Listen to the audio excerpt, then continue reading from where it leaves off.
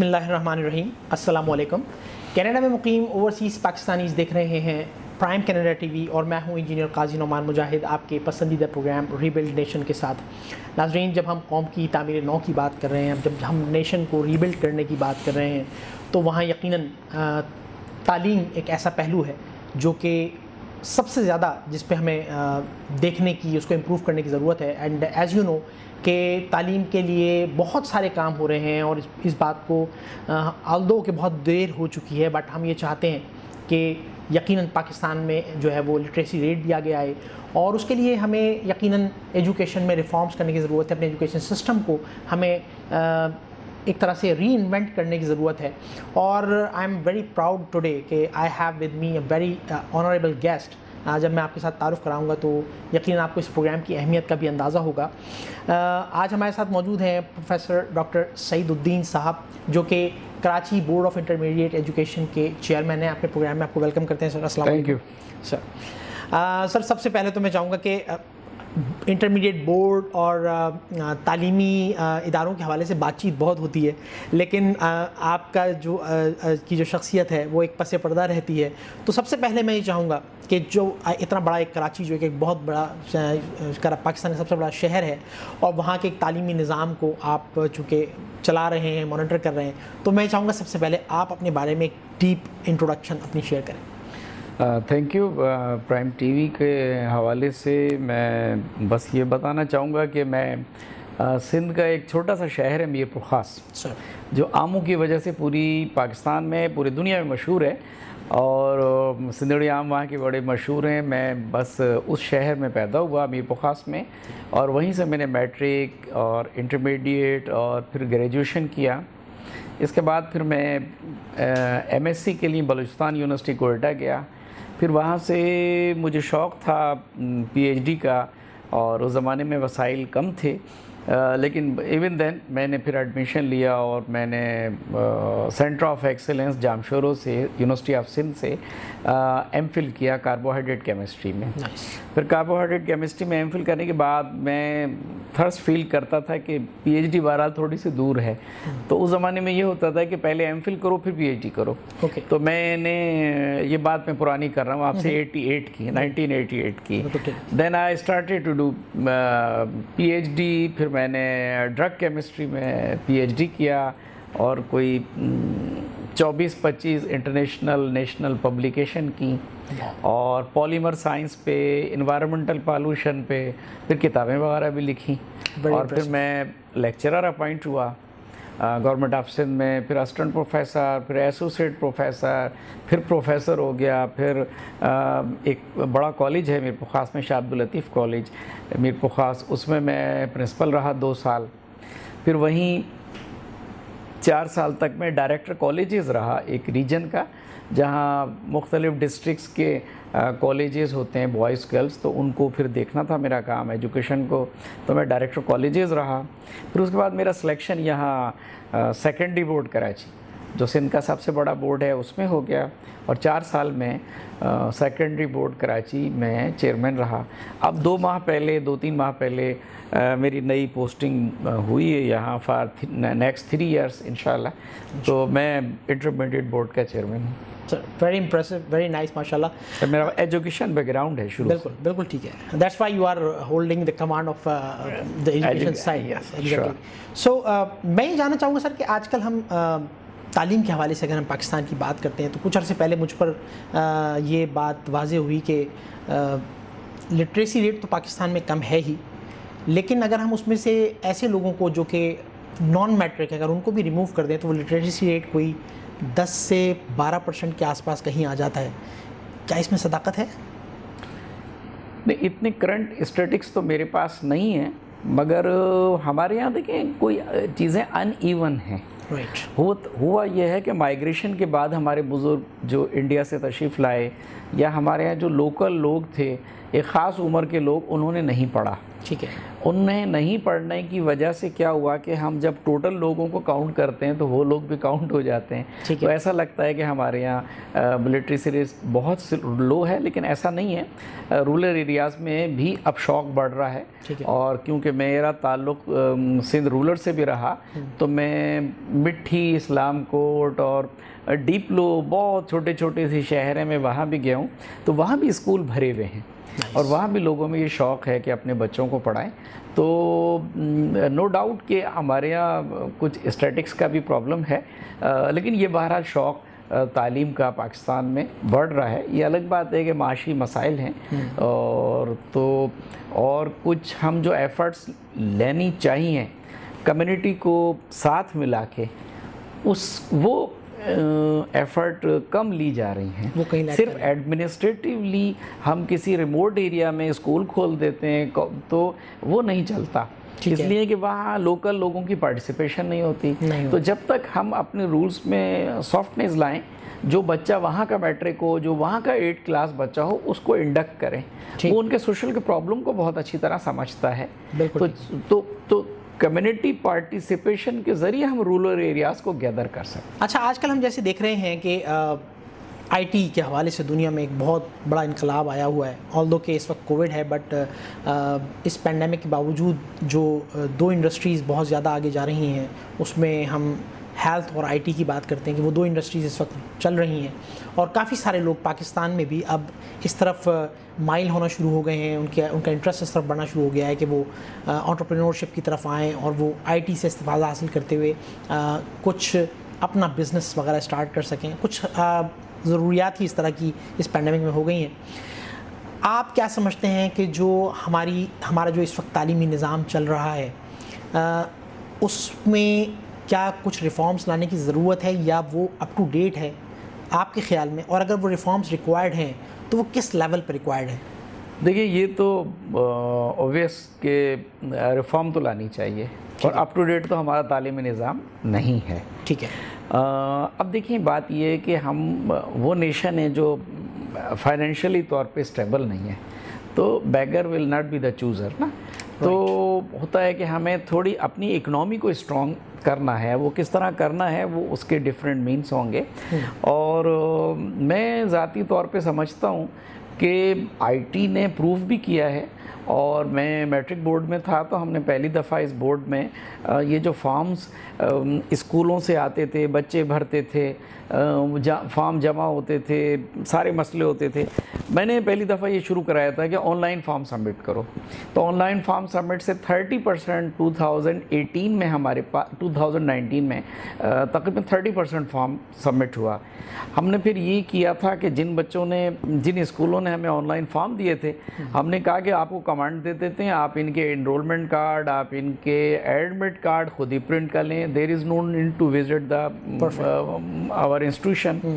और हमारा ख्याल था कि जहाँ भी ह्यूमन इंटरेक्शन कम होता है, वहाँ करप्शन भी कम होती है। बिल्कुल ठीक। ये कोई ज़रूरत नहीं है हमारे ऑफिस को विजिट करने की, करेक्शन भी कम होती है। उन्हीं बच्चों के अपने लिखे हुए नाम चीज़ें होती हैं।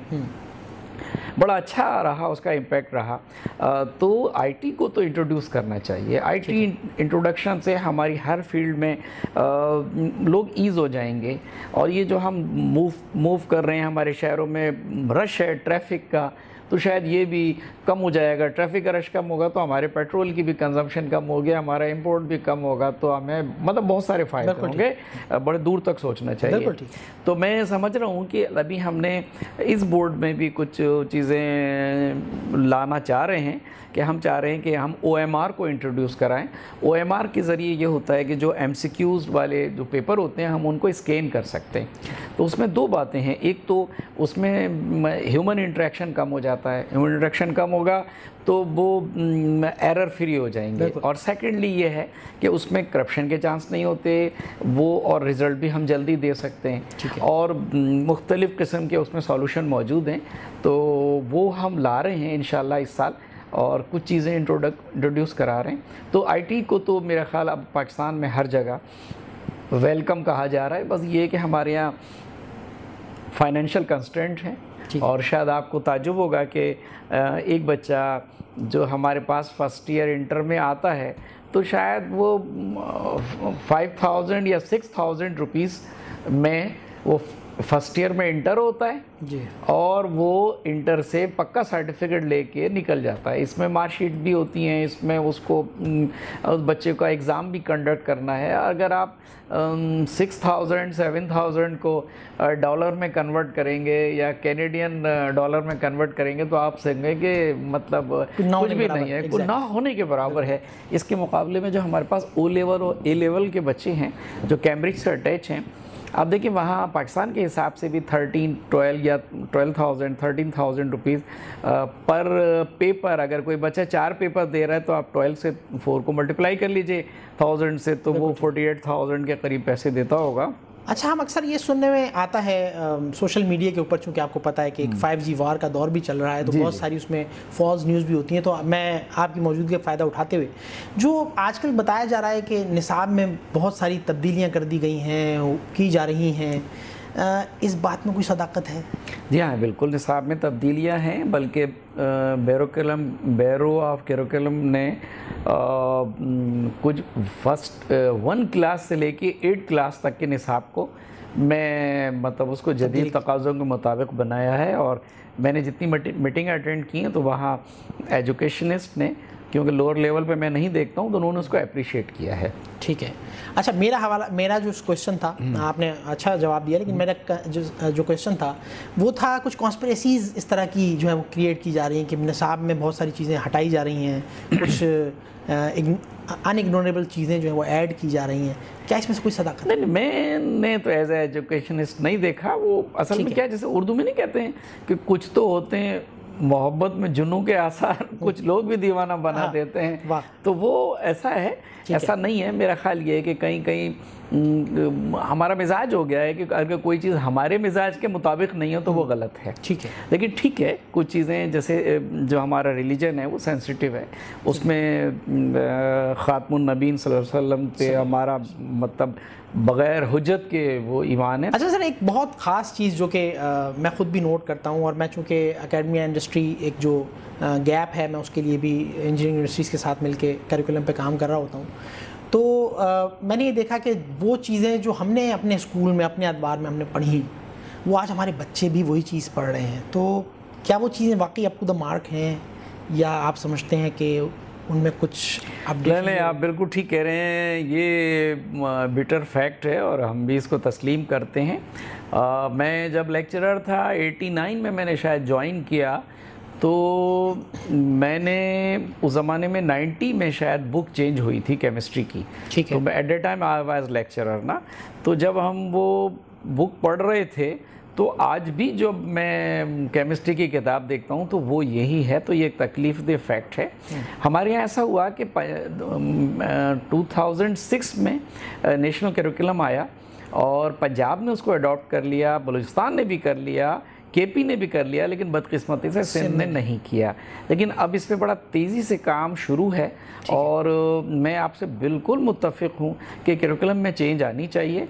और एक और दिलचस्प बात बताऊँ कि हमारे यहाँ जो स्कूलों में कि टेक्स्ट बुक पढ़ाई जाती है, देखिए टेक्स्ट बुक अलग चीज़ है, सिलेबस अलग चीज़ है और करिकुलम अलग चीज़ है। कुछ बदकिस्मती से हमारा जो एग्ज़ाम है वो टेक्स्ट बुक बेस हो गया है। हाँ, तो वो उसका जो स्कोप है वो नैरो हो गया है। तो ये करिकुलम बेस होना चाहिए जैसे ओ लेवल और ए लेवल में, ताकि बच्चे को ज़्यादा पढ़ना पड़े। और जो हमने ख़ास चीज़ नोट की है वो ये कि जब हम ग्रेजुएट लेवल के स्टूडेंट्स से बात करते हैं, जो recently fresh pass out graduates होते हैं, तो हमें एक बहुत वाज़ेह एक लाइन नज़र आती है कि मैट्रिक तक बच्चे को जो है वो स्पून फीडिंग की जा रही होती है। मैट्रिक में भी उसको आज ये कह दिया जाता है कि 5 ईयर्स पेपर याद कर लो, आपका पेपर हो जाएगा। और हमारी अप्रोच जो है वो नंबर्स और जॉब तक महदूद है, जिस वजह से हमारे पास वो दिमाग पैदा नहीं हो रहे, हम वो माइंड्स प्रोड्यूस नहीं कर पा रहे जो कि कोई मिरेकल कर दें, जो कि टेक्नोलॉजीज़ में जो है वो जो तरक्की याफ्ता कौम है उनके हिसाब से कोई ऐसी चीज़ें क्रिएट कर दें जो कि दुनिया में हम मेड इन पाकिस्तान के नाम से फ़ख्रिया तौर पर हम दुनिया को बेच सकें, सेल आउट कर सकें। तो जब चलें जी मैट्रिक हो गया, फर्स्ट ईयर इंटर में भी जो मैं देखता हूँ, ये मेरा अपना भी एक शिकवा है कि कॉलेज लेवल पे क्लासेस जो हैं वो तकरीबन ना होने के बराबर हैं, और वहाँ भी बच्चा कॉलेज के बजाय कॉलेजिएट चला जाता है। प्रोफेसर्स या जो टीचर्स हैं वो कोचिंग सेंटर्स और कॉलेजिएट में पढ़ा रहे हैं, तो वहाँ भी बच्चा एक तरह से स्पून फीडिंग कर रहा है कि फ़लाँ सर के नोट्स होंगे तो आप कामयाब हो जाएंगे। और उसके नतीजे में जब वो ग्रेजुएशन लेवल पे जाता है तो वो जो 4 साल की इंजीनियरिंग है वो उसको भी अपने पिछले 12 साल के हिसाब से लेता है कि मुझे 4 साल बाद एक ट्रे में डिग्री और मिल जाएगी, वो मिल जाएगी। बट अनफॉर्चुनेटली एक सुहाना ख्वाब होता है और कुछ नहीं। तो इस सिस्टम को कैसे फिक्स किया जा सकता है? देखिए, ये बिल्कुल ठीक है आप कह रहे हैं। हमारे यहाँ एक ओल्ड सिस्टम चल रहा था रोट लर्निंग का, कि एक सबक लिखा हुआ है, बर्कन हेड्रिल लिखा हुआ है, या पाकिस्तान जिंदाबाद लिखा है, या फिजिक्स में केमिस्ट्री में कोई है, उसके नीचे उसके 6 जवाब दिए हैं। हमारे ट्रेडिशनली टीचर ने वो 4-6 जवाब जो है वो नोट करा दिए, अच्छे बच्चों ने याद कर लिया, रट्टा लगा लिया। जो ख़राब बच्चे थे उन्होंने नहीं पढ़ा तो वो फेल हो गए या और कोई बात है। बाकी ये जिस बच्चे ने कर लिया तो ये क्रिटिकल थिंकिंग डेवलप नहीं कर रहा है। तो ये डेफिनेटली फील किया गया है, और पाकिस्तान में मुख्तलिफ बोर्डों में हमने भी तो बिफोर लास्ट ईयर हमने मैट्रिक में फिज़िक्स और केमिस्ट्री में माइनर से चेंज लाए थे। ठीक है। और हम ना कुछ क्वेश्चन हमने कहा नॉलेज बेस हों तो कुछ क्रिटिकल थिंकिंग वाले हों, और डायरेक्ट क्वेश्चन को अवॉइड करें। ठीक है। डायरेक्ट क्वेश्चन से मुराद है कि भाई वो बॉयस लॉ को डिफाइन करें। तो ये जो लफ्ज़ है ना, डिफाइन करें, एक्सप्लेन करें, यह करके ड्राइव क्वेश्चन हो कि स्टेटमेंट दे दें कि volume is inversely proportional to the pressure, तो इसको एक्सप्लेन करें ना। तो अब जिस बच्चे ने पढ़ा है वही मार्क कर सकता है कि ये बॉयस लॉ का स्टेटमेंट है। तो ये हमने माइनर सी चेंज अपने पेपर पैटर्न में शुरू की है, और यू आर राइट टू से कि हमें इसमें क्रिटिकल थिंकिंग लानी पड़ेगी और ड्राइव क्वेश्चन लाने पड़ेंगे, डायरेक्ट क्वेश्चन को अवॉइड करना पड़ेगा ताकि हमारा बच्चा ज़्यादा पढ़े। और फिर मैं वही कहूँगा कि हम टेक्स्ट बुक के बजाय करिकुलम पे चले जाएं। एक टॉपिक है कि मैं आपसे ये कह रहा हूँ कि मुझे पॉल्यूशन पे पढ़ के आएँ, तो आप पॉल्यूशन में किसी बुक से भी पढ़ के आएँ। ये हमारे बुक पे जो air pollution, water pollution, noise pollution पे जो 3 सफ़ों के ऊपर पूरी पॉल्यूशन को ख़त्म कर दिया, ऐसा नहीं हो।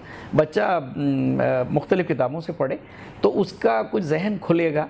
तो हमें अब क्रिटिकल थिंकिंग की तरफ जाना पड़ेगा, तो ताकि हम मतलब बाकी लोगों के साथ चल सकें। और यही सिलसिला हमें 9th मैट्रिक से एक अच्छी डेवलपमेंट इस साल से ये हुई है। चूँकि एक डेवलपमेंट आपको बताऊं, पहले हमारे पास 9th में जो सब्जेक्ट थे वो सिंध में 850 मार्क्स थे और बाकी पाकिस्तान में 1100 थे। और हमारे पास बच्चा मतलब बायोलॉजी पढ़ता था, केमिस्ट्री पढ़ता था, पाकिस्तानी स्टडीज़ पढ़ता था, और इंग्लिश पढ़ता था, उर्दू सिंधी पढ़ता था। लेकिन हमारे पास जो है ना फिज़िक्स नहीं पढ़ता था, मैथ नहीं पढ़ता था, 9th में, मैट्रिक में पढ़ता था। अब हमने अपने सिलेबस को बाइफरकेट कर दिया। तो फिज़िक्स हाफ 9th में पढ़ेगा, हाफ मैट्रिक में, केमिस्ट्री हाफ 9th में पढ़ेगा, हाफ मैट्रिक में पढ़ेगा। तो इससे जो है वो कुछ गैप्स थे वो ब्रिज हो जाएंगे और बेहतर है। और अब हम ना प्रैक्टिकल्स पे भी अपनी यहाँ तवज्जो दे रहे हैं कि जो प्रैक्टिकल के एक ज़माने में 25-30 मार्क्स होते थे, कभी 25 थे, पहले 30 थे, 15 नंबर उसको प्रैक्टिकल के मार्क्स किए तो थोड़ी अहमियत हमारे यहाँ प्रैक्टिकल की कम हो गई। हालांकि साइंस सब्जेक्ट की अहमियत प्रैक्टिकल के बगैर होती नहीं है, तो हम उसको भी स्ट्रेंथन कर रहे हैं कि कॉलेजों में और स्कूलों में। और कोचिंग वाली बात आपकी बिल्कुल ठीक है कि हमारा पेपर पैटर्न ऐसा होना चाहिए कि बच्चे को पढ़ने पे मजबूर करे, चाहे वो कहीं भी पढ़ रहा हो। और कॉलेजों में अटेंडेंस हमने बायोमेट्रिक शुरू कर दी बच्चों की, हमने बायोमेट्रिक शुरू कर दी टीचर्स की, तो टीचर पाबंद हो गया, लेकिन बच्चा पाबंद नहीं है। मुख्तलिफ बहाने हैं, सेशन का है, चलें अब तो लास्ट ईयर से तो कोविड ने एक बहाना प्रोवाइड कर दिया। लेकिन मेरी तो तजवीज़ थी कि हम बच्चों की बायोमेट्रिक करें। एक बच्चा 9 बजे पे बायोमेट्रिक पे आए और एक बच्चा जब लास्ट क्लास दे के जा रहा हो तो बायोमेट्रिक करते। इससे बच्चा पाबंद हो जाएगा कॉलेज में, और जब वो कॉलेज में पढ़ेगा तो अपने उस्तादों को जज भी करेगा कि ये अच्छा टीचर है। अभी बच्चे ने जज किया ही नहीं, वो चला जाएगा कोचिंग सेंटर वगैरह। तो उसको पहले एक तरफा कॉलेज लाएं, उसको ये बताएं कि देखें ये कॉलेज में भी इतने अच्छे टीचर मौजूद हैं जो आपको अच्छा पढ़ा सकते हैं। तो इस वजह से मैं ये कहूँ, ये आपकी बात सही है, इसके लिए हमें एफ़र्ट करनी पड़ेगी कि हमारा बच्चा कॉलेजों में रिटेन करे, तो हमारा मायार अच्छा होगा और हमारे पास अच्छे इस्तिज़ा मौजूद हैं।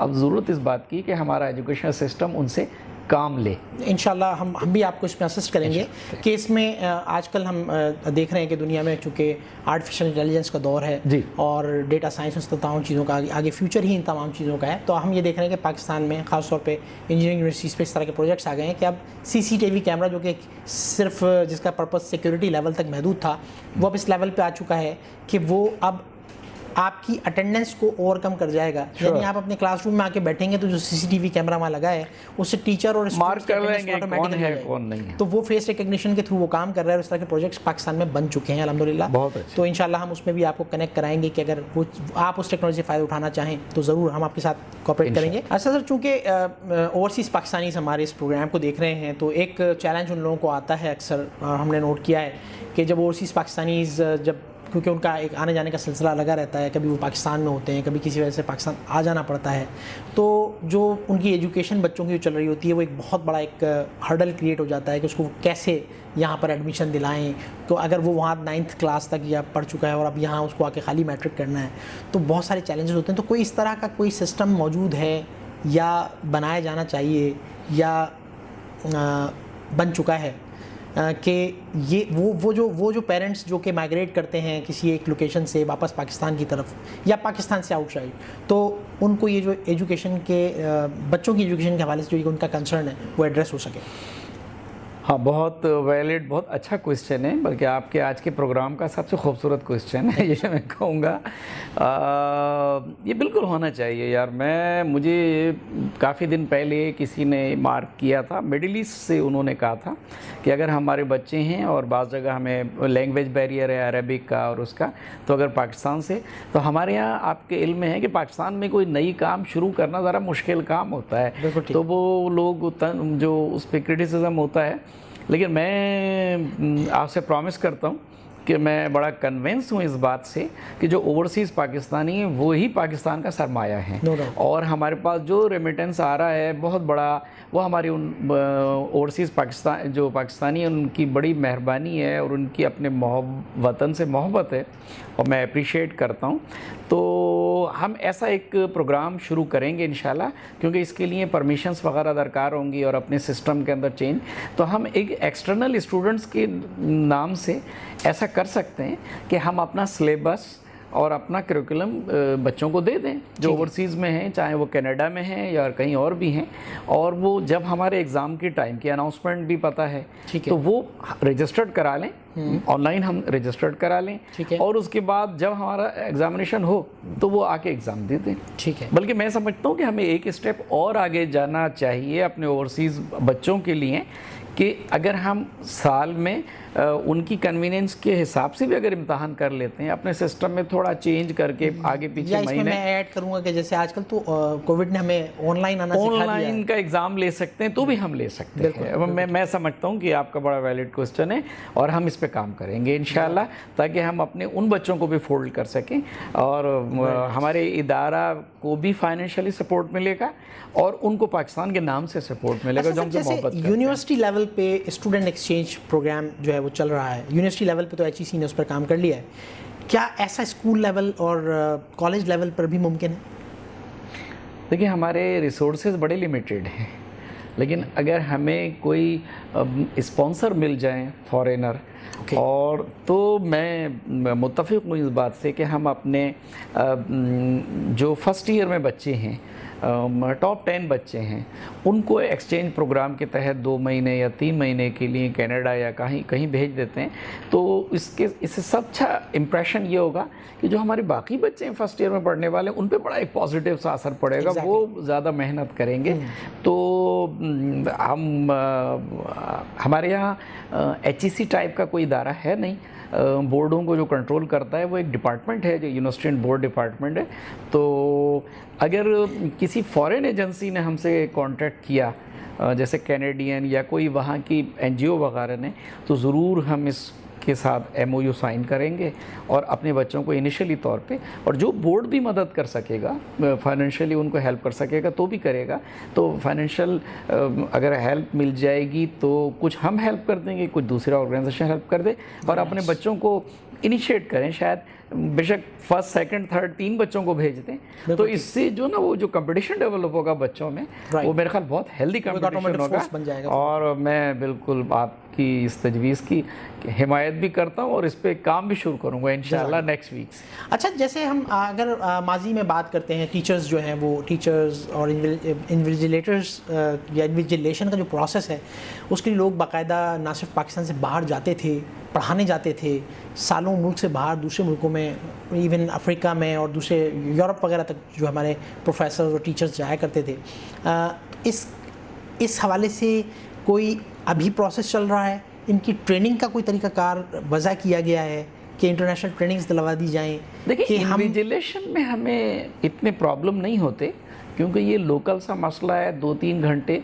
असल में हमारा मसला इन्विजिलेशन नहीं है, हमारा असल मसला असेसमेंट है। ठीक है, क्योंकि हम जिस मॉडल पे काम कर रहे हैं वो कर रहे हैं असेसमेंट पे, कि हमारा बच्चा जो है वो कॉपी में क्या लिख रहा है तो उसको पूरा उसका राइट मिलने चाहिए। ठीक है, तो इस मॉडल पे हम काम कर रहे हैं और अब हम ये समझ रहे हैं कि जो रोड लर्निंग के हिसाब से हमारे यहाँ ट्रेडिशनली तौर पे बच्चा 2 सफ़े 4 सफ़े 10 सफ़े लिख रहा है, तो हम ये चाह रहे हैं कि अब हम इसको कम करके ये कहें कि क्रिटिकल थिंकिंग की तरफ आए। ठीक है, तो हमारा टीचर भी फिर उसी हिसाब से उसको मॉनिटर। तो मैं अगर रिफ्रेश करूँ अपने क्वेश्चन को कि टीचर्स जो है, अगर हम अपने टीचर्स की इंटरनेशनल लेवल पर ट्रेनिंग करवाएं, तो वो that would must impact the learning process here. Sure.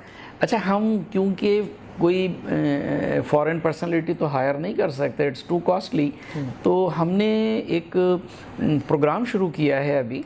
वो ये है कि कुछ हमारे कराची में उस्ताद हैं जो हार्वर्ड और डिफरेंट बड़े अच्छी इदारों से, वो यूरोप से उन्होंने पीएचडी किया हुआ है असेसमेंट के ऊपर और अच्छे इदारों से किया हुआ है, तो हम उनकी खिदमत ले रहे हैं। तो अब हम ना फिज़िक्स, केमिस्ट्री, ज़ूलॉजी, बॉटनी में सेपरेट वर्कशॉप हमने प्लान किए ईद के बाद।